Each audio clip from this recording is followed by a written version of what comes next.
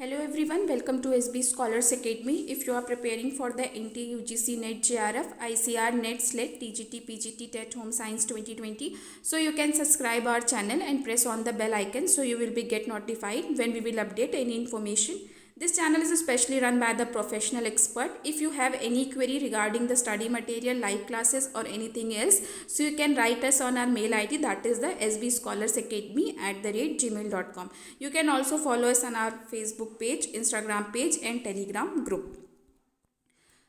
Today we will discuss about the barriers in communication. चूँकि हम अपने प्रीवियस वीडियो में कम्युनिकेशन के ऊपर ही डिस्कस कर रहे हैं कि कम्युनिकेशन क्या होता है, कम्युनिकेशन के टाइप्स क्या होते हैं, तो बेसिकली अब फंक्शंस प्रिंसिपल्स ऑलरेडी डिस्कस कर चुके हैं। तो now this is the part 1, further we will update with another part.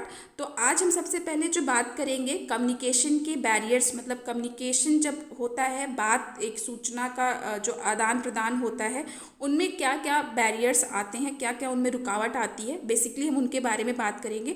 क्योंकि एक बहुत बड़ा पार्ट है, हम इसमें कुछ पार्ट को ही कवर करेंगे, उसके बाद फर्दर अदर जो इसके बैरियर्स होते हैं उसको हम पार्ट 2 में कवर करेंगे।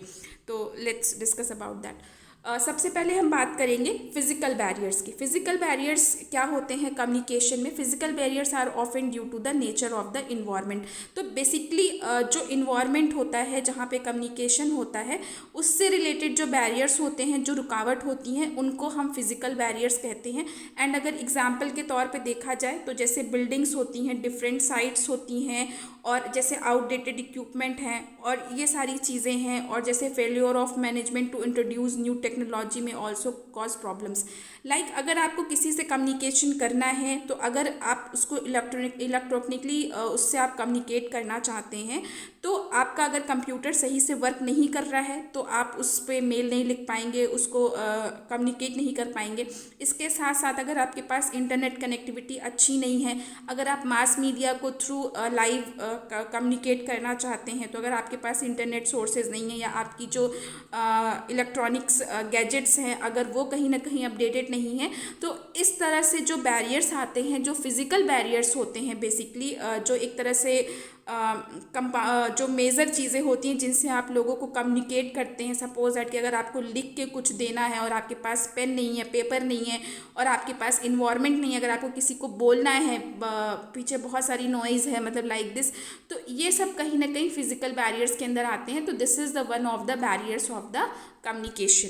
नाउ इसके अलावा जो और बैरियर्स हो सकते हैं, जैसे कि स्टाफ शॉर्टेज, ये भी बहुत इंपॉर्टेंट होता है कि समटाइम्स बहुत सारा काम का लोड होता है, या बहुत सारी चीज़ों को हैंडल करने की रिक्वायरमेंट होती है, तो one person can not handle the all the things. तो इससे भी कई बार प्रॉब्लम्स हो सकती हैं, फिजिकल प्रॉब्लम्स हो सकती हैं, लोगों को डिस्ट्रैक्शंस हो सकते हैं, लोग समझ नहीं सकते हैं कि सामने वाला क्या बोल रहा है, वो सिचुएशन नहीं हैंडल हो सकती है। तो this is under the physical barrier, same as it is earlier we discuss about the background noise, poor listening, environment which has too cold। और हाँ, एक ये भी हो सकता है कि सपोज दैट कि हम डिस्कस करते हैं कि इन्वायरमेंट बहुत अफेक्ट करता है, तो अगर कहीं पे बहुत ज़्यादा ठंड है, कहीं पे बहुत ज़्यादा गर्मी है, तो ये भी कहीं ना कहीं पर्सन को कम्युनिकेट करने में, बात करने में मतलब बहुत इंटरफेयर करता है। इफेक्टिव कम्युनिकेशन, क्योंकि लोग ठंड के मारे सिकुड़ रहे हैं, तो लोग आपसे बात क्या करेंगे, लोग आपकी बातों को क्या सुनेंगे। तो this is the some physical barriers which can affect the basically communication। Now system design भी एक इम्पॉर्टेंट फैक्टर होता है कम्युनिकेशन को रोकने में। System designs faults refer to problem with the structure और system in a place and organization. Basically अगर किसी प्लेस या किसी ऑर्गेनाइजेशन के स्ट्रक्चर में कोई फॉल्ट है, तो उसको एज अ कम्युनिकेशन बैरियर माना जाएगा। For example, structure which is unclear therefore make it's confusing to know who is communicate with whom। मतलब सपोज दैट कि अगर एक ऑफिस है और उस ऑफिस में किसी का डेजिग्नेशन डिसाइडेड नहीं है कि कौन किस पोजीशन पे है, या किसी की टैम्पलेट नहीं लगी हुई है, किसी को क्लियर नहीं है, तो इट इज़ वेरी कंफ्यूजिंग कि कौन किसके पास क्या जाके रिपोर्ट करे, किसको, मतलब एक क्लियर स्ट्रक्चर होता है, किसी का एक हायरार्की होती है काम करने की। लाइक जैसे अगर हम यूनिवर्सिटी का एग्जाम्पल ले लें, तो एक सबसे हायर लेवल पे वीसी होते हैं, फिर डीन होती हैं, फिर हेड्स होते हैं, फिर प्रोफेसर्स होते हैं। तो this is the hierarchy and everyone know that कि वो किसके अंडर में है, किसको उनको इन्फॉर्म करना है। तो इस तरह का जो सिस्टम डिज़ाइन होता है ऑर्गेनाइजेशन का, अगर वो क्लियर नहीं है तो उससे भी कहीं ना कहीं कम्युनिकेशन बैरियर होगा। इसके साथ साथ lack of supervision, training, lack of clarity, role and responsibilities. Suppose that कि अगर किसी स्टाफ मेंबर को यही नहीं पता है कि उसको करना क्या है, क्या चीज़ें करनी है, किसको कहनी है। इसके साथ साथ अगर जो भी पर्सन काम कर रहे हैं अगर उनका अच्छे से सुपरविज़न नहीं किया जा रहा है, सपोज दैट कि अगर हर किसी का फीडबैक लेते हैं तो सेम एज इट इज़ अगर हम फील्ड की रिगार्डिंग बात करें तो जो भी फार्मर्स होते हैं या जो भी मजदूर लोग होते हैं जो फील्ड में काम करते हैं, तो उनको भी कहीं ना कहीं सुपरवाइज करना होता है, उनको बताना होता है कि आप इस तरीके से करिए, इतनी इफेक्टिव से करिए। और दूसरा एक ये भी होता है कि अगर आप किसी को ट्रेनिंग नहीं देंगे किसी को काम करने के लिए, अनट्रेन्ड पीपल को अगर आप अपने काम में रख लेंगे तो वो भी कहीं ना कहीं कम्युनिकेशन को इफेक्टिव अनइफेक्टिव बनाएगा। तो this is also the one of the barrier in the communication. Now attitudinal barriers, जो कि नाम से बहुत क्लियर हो रहा है कि एटीट्यूड से रिलेटेड जितनी प्रॉब्लम होती है बेसिकली वो इसमें अफेक्ट करती है कम्युनिकेशन को। तो जो बेसिकली स्टाफ ऑर्गेनाइजेशन, एक स्टाफ होता है ऑर्गेनाइजेशन में, उससे रिलेटेड होता है। तो जैसे कि poor management, lack of consultation with employees, अगर एम्प्लॉयज़ के साथ उनका कंसल्टेशन अच्छा नहीं है, पर्सनैलिटी कॉन्फ्लिक्ट्स हैं, इसके साथ साथ डिलेइंग और refusing to communicate, the personal attitude of individual employees which may be due to lack of motivation और डिससेटिस्फैक्शन ऑफ वर्क। तो ये सारी चीज़ें जो होती हैं वो कहीं ना कहीं एटीट्यूडनल प्रॉब्लम में दिखती हैं कि अगर कोई भी ऑर्गेनाइजेशन या कोई भी जो भी कंसल्टेंसी है या जिससे भी आप काम कर रहे हैं, जिस भी पर्टिकुलर ऑर्गेनाइजेशन में आप काम कर रहे हैं, वहाँ के जो भी एम्प्लॉई हैं वो अच्छे से कंसल्ट नहीं कर रहे हैं, उनका कुछ पर्सनालिटी, कोई लोग बहुत एटीट्यूड में अच्छे से बात नहीं करते, बहुत एंग्री वे में बात करते हैं, या अगर आप उनसे कुछ पूछ रहे हैं तो वो या तो बता नहीं रहे हैं या तो बहुत डिले तरीके से बता रहे हैं, बेसिकली रिफ्यूजिंग और डिलेइंग। इसके साथ साथ किसी का पर्सनल एटीट्यूड नहीं अच्छा होता है, मे बी उनको उस ऑर्गेनाइजेशन में अच्छा नहीं लग रहा है, उनको मोटिवेशन नहीं मिल रहा है, मतलब लाइक कभी कभी हमने ऐसा देखा है कि बस झक मार के काम हो रहा है, कुछ और नहीं किया जा रहा है, तो मतलब दे आर वेरी मतलब लो साउंड करते हैं वो लोग, बिल्कुल भी इंटरेस्टेड नहीं होते हैं। तो ये भी कहीं ना कहीं एक परसेप्शन होता है जो कम्युनिकेशन को कहीं ना कहीं इनहिबिट करता है, उसको उसके बैरियर में मतलब ज़्यादा रोल प्ले करता है। तो एटीट्यूड प्रॉब्लम भी एक कम्युनिकेशन बैरियर के अंदर आता है। Now ambiguity of words and phrases, this is one of the important barriers जिसमें बहुत ज़्यादा देखा जाता है। Word sounding the same but having the different meaning can convey a different meaning all together. कई बार ऐसा देखा जाता है कि लोग कहते कुछ और हैं, उसको समझा कुछ और जाता है, कन्वे कुछ और होता है। मतलब ये बहुत ज़्यादा होता है कि आपने किस कंटेक्स्ट में बोला, सामने वाले ने किस कंटेक्स्ट में समझा।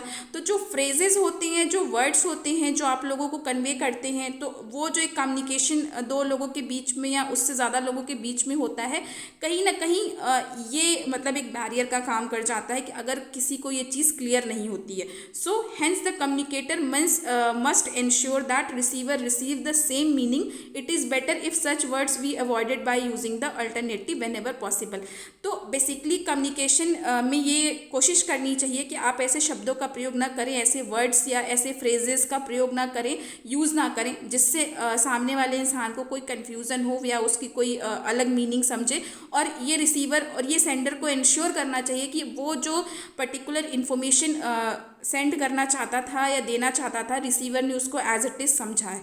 तो this is also one of the barrier in the communication. Now individual linguistic ability, ये भी एक बहुत मेजर प्रॉब्लम है, क्योंकि अगर हम सिर्फ पर्टिकुलरली इन इंडिया की बात करें तो इंडिया हैज़ मतलब डिफरेंट लैंग्वेजेस, मतलब बहुत सारे लैंग्वेजेस यूज़ होते हैं। स्पेशली साउथ की बात करें तो तमिल, कन्नड़, हैदराबाद की बात करें तो वहाँ की लैंग्वेज अलग है, पंजाबियों की लैंग्वेज अलग है, बंगाली की लैंग्वेज अलग है। तो मतलब this is kind of language कि हर कोई अपना अलग अलग लैंग्वेज यूज़ करता है, तो उससे भी एक कहीं ना कहीं बैरियर क्रिएट होता है। इसके साथ साथ यूज़ ऑफ जार्गन, डिफ़िकल्ट और इनएप्रोप्रिएट वर्ड्स, ये भी बहुत ज़्यादा इंपॉर्टेंट होता है कि अगर कोई इनएप्रोप्रिएट वर्ड यूज़ कर रहा है, किसी को कुछ समझ में नहीं आ रहा है कि क्या बोल रहा है, कुछ भी जल्दी से बोल दिया। या एक ये भी है कि अगर सपोज दैट कि किसी पर्सन की किसी चीज़ पे कमांड नहीं है, वो उस चीज़ को एक्सप्लेन करने की कोशिश कर रहा है, तो दैट इज़ पुअरली एक्सप्लेन या मिसअंडरस्टूड मैसेज, सपोज दैट कि आपने उसको इंग्लिश में कुछ कन्वे किया और उसको उतनी अच्छी इंग्लिश ना आती हो और उसने कुछ और ही समझ लिया हो और उससे कन्फ्यूज़न क्रिएट हो गई और फर्दर उसने किसी और को समझा दिया। तो मतलब it is like very Hooch पॉच थिंग कि मतलब कुछ का कुछ हो गया, कुछ करने गए थे और कहीं का कुछ हुआ, कुछ का कुछ निकल आया। तो आपको सुनने में ही ऐसा लग रहा होगा कि मैंने क्या क्या क्या क्या बोल दिया। तो अब ये आप सोचिए कि अगर इस तरह का कम्युनिकेशन होगा तो वो क्या होगा, क्या निकल के आएगा, क्या मीनिंग निकल के आएगी इसकी। तो डेफिनेटली जो लिंग्विस्टिक प्रॉब्लम होती है वो भी कम्युनिकेशन में कहीं ना कहीं प्रॉब्लम क्रिएट करती है। नाउ फिजियोलॉजिकल बैरियर्स, ये भी एक इम्पॉर्टेंट बैरियर हो सकता है। हम कह सकते हैं इसके अकॉर्डिंग भी कम्युनिकेशन में बैरियर हो सकता है। दिस में result from the individual personal discomfort cause from example by ill poor eyesight hearing difficulties. Sometimes ऐसा होता है किसी को आँख से कम दिखाई देता है या दिखाई नहीं देता है या वो बिना चश्मे के नहीं देख सकता है। किसी को हियरिंग डिफिकल्टीज़ होती है, वो प्रॉपरली थोड़े ऊँचे आवाज़ में सुनते हैं। कई बार हमने ऐसे कई लोगों से बात करते हैं कि जिनको थोड़ा हमारी नॉर्मल आवाज़ जो टोन होती है वो लोगों को समझ में नहीं आती है। कई बार लोग बीमार होते हैं तो ज़्यादा हाई वॉल्यूम, अगर उनको large number of group people को उनको वो एड्रेस करना है तो वो उनको नहीं कर पाते हैं। तो this is kind of physiological barrier जिससे कहीं ना कहीं जो कम्युनिकेशन होता है वो अफेक्ट होता है। अगर किसी को दिख नहीं रहा, आपने उसको रिटन पार्ट में कुछ दिया, उसने देखा नहीं अच्छे से, ऊपर से कुछ हल्का हल्का पढ़ लिया और कुछ और ही अंदाज़ा लगा लिया। Same as it is hearing में हुआ कि आपने बोला कुछ और, किसी ने कुछ और सुना और कहा कुछ और। तो this is kind of physiological barriers. इसके बाद प्रेजेंटेशन ऑफ इंफॉर्मेशन की आप प्रेजेंटेशन कैसे करते हैं, this is also very important कि अगर आप उसको बहुत ही सिंपल लैंग्वेज में करते हैं, सिंपल वे में आप ऑडियंस को बताते हैं तो it is much better. But अगर ये प्रेजेंटेशन और इन्फॉर्मेशन अगर सिंपल नहीं होगी, कॉन्फ्लिक्ट्स होगी, कॉम्प्लेक्स होगी, तो कहीं ना कहीं लोगों को इससे भी एक परेशानी होगी, लोगों को चीज़ें समझ में नहीं आएंगी। So this is the all about the communication barriers part 1. Further, we will again discuss part 2, the other types of further communication barriers. Thank you so much for listening this video. If you have any query, you can write us on the comment box or mail us sbscholarsacademy@gmail.com. Thank you so much.